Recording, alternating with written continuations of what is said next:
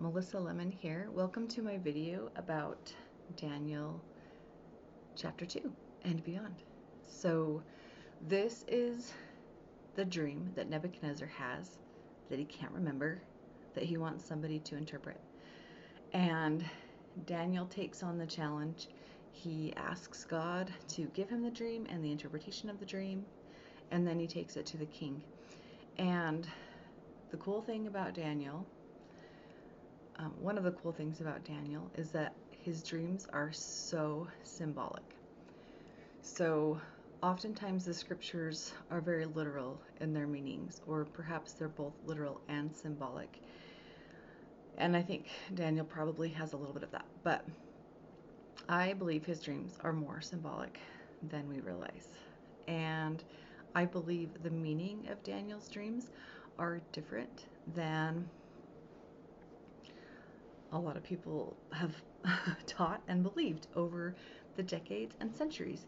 So in this series of videos, I'm going to tell what I think they mean. So Nebuchadnezzar has this dream about the statue with the gold head and the silver arms and brass, I can't even remember, thighs, and the feet of iron and clay. And the angel gives the interpretation of the dream. And it's interesting because Nebuchadnezzar's kind of given this dream of like, your kingdom's not going to last very long, and be careful what you ask for. He wanted to know the interpretation of his dream, and I think it kind of drove him mad knowing that his kingdom wasn't going to last very long. And you can read all about it in the book of Daniel, chapters like 2 through 4 or 5 or 6, I can't remember, but should have taken better notes.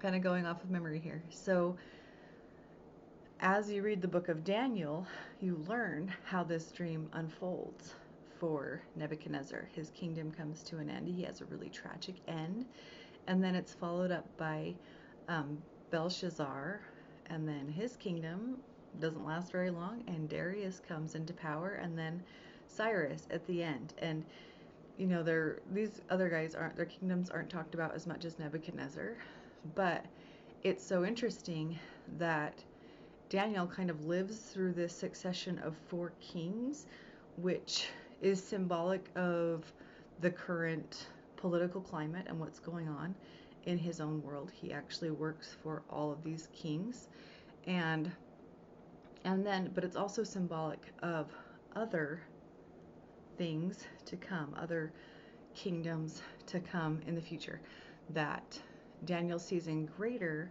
detail in his other dreams. And that's what else I'm going to talk about. So that's the end of this vision. The end of this video and vision. That's all I wanted to talk about, was how Nebuchadnezzar's dream is not only symbolic of what's going to happen to him and his kingdom in the very near future, but it's also symbolic of several future things. And we'll talk about the next dream in the next video. Thanks so much for watching.